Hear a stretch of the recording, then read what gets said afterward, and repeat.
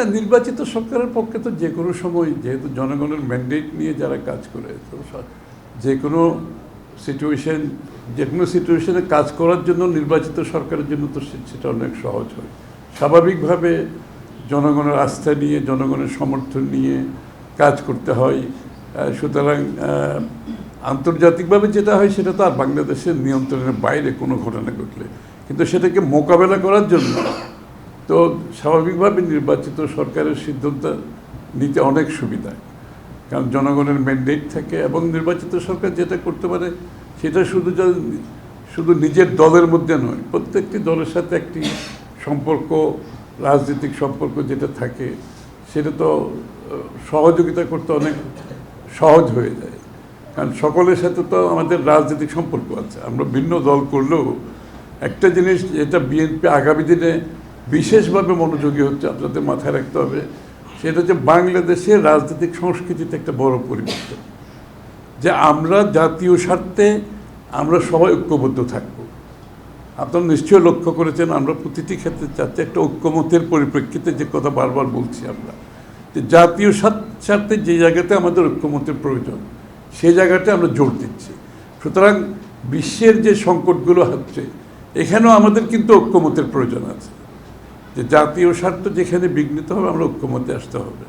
এবং বিশ্বের সংকটে যখন মোকাবেলা করতে হবে আমাদেরকে, সেখানে একটি জাতীয় ঐক্যমত থাকতে হবে। আমরা জাতি হিসাবে জাতির স্বার্থে, দেশের স্বার্থে ঐক্যমতের বাইরে যাওয়ার কোনো সুযোগ নাই। এবং বিএনপি সেই কাজটা খুব মনোযোগের সাথে করছে।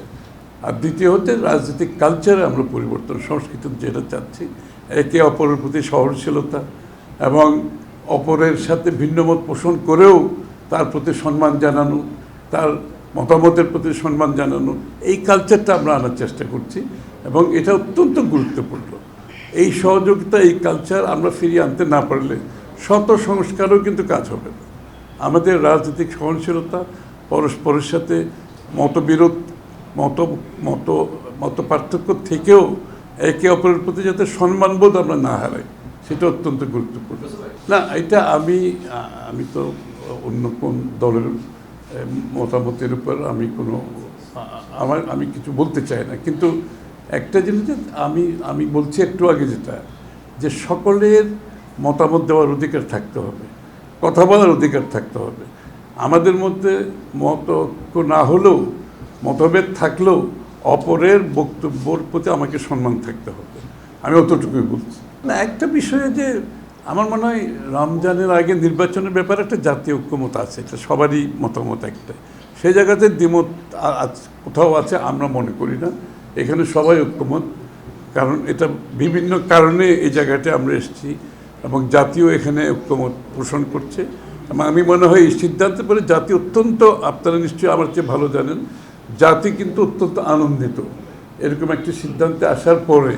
সবার মধ্যে একটা স্বস্তি ফিরে আসছে এবং এই জায়গাটার মধ্যে কোনো অসুবিধা আমি দেখছি না। আর দিনক্ষণ যেটা, সেটা তো নির্বাচন কমিশন তারা ডিক্লেয়ার করবে, সেটা তো আর সরকারের বলতে পারবে না, এটা আমরাও বলতে পারবো না। সেটা তো নির্বাচন কমিশন থেকে আসবে এবং আমরা সেটার অপেক্ষা করব। এবং আমি নিশ্চয়ই কোনো একটা সময়ে আগামী দিনে নির্বাচন কমিশনের পক্ষ থেকে একটা দিনক্ষণ ঘোষণা করা হবে। তো এটার জন্য তো আমাদেরও তো ধৈর্য থাকতে হবে, তাই না?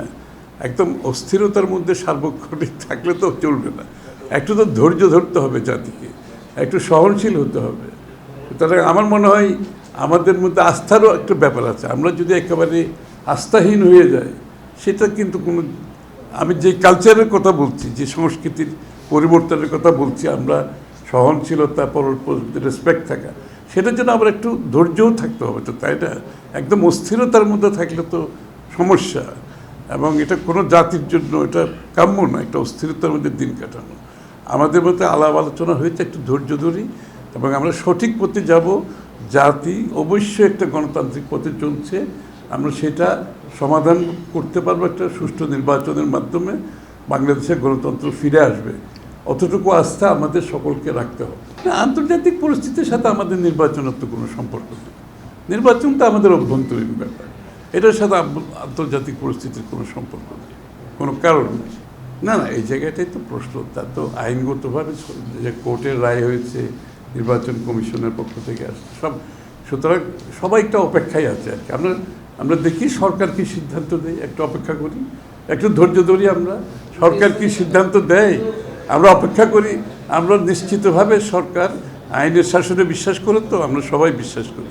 সুতরাং আমরা একটু ধৈর্য ধরি, আমরা দেখি সরকার কি সিদ্ধান্ত দেয়। নিশ্চয়ই আমি নিশ্চয়ই সরকারের সাথে নির্বাচন কমিশনের কথা হবে এই ব্যাপারে। এটা তো খুবই স্বাভাবিক, এটা তো রুটিন ব্যাপার, তাই না? লন্ডনে যে বৈঠক হয়েছে, এটা আমার মনে হয় জাতির জন্য একটা বড় ধরনের একটা ইতিবাচক ঘটনা ঘটেছে। আমরা ওইটাকে সেইভাবেই দেখি। আমরা এর মধ্যে কোনো ধরনের প্রশ্নবিদ্ধ করে আমাদের সামনে দিকে চলার পথটাকে বিঘ্নিত করা ঠিক হবে না। আমি তো মনে করি খুবই সুষ্ঠু একটা বিবেচনা প্রসূত আলাপ আলোচনা হয়েছে, কথাবার্তা হয়েছে, সিদ্ধান্ত হয়েছে। তো আমরা একটু ধৈর্য সহকারে এগোতে থাকি। আমি মনে করি সব কিছু সমাধান আগামী দিনে হবে এবং সময় মতো দেশে নির্বাচন হবে, দেশে গণতন্ত্র ফিরে আসবে, জনগণের যে ভোটাধিকার, মানবাধিকার, তার মালিকানা ফিরে পাওয়ার, যে যার জন্য এত ত্যাগ স্বীকার করেছি আমরা এতদিন, সেটা আমরা সময় মতো হয়ে যাবে এবং দেশ সেদিকেই যাচ্ছে, সেটা আমরা বিশ্বাস করি।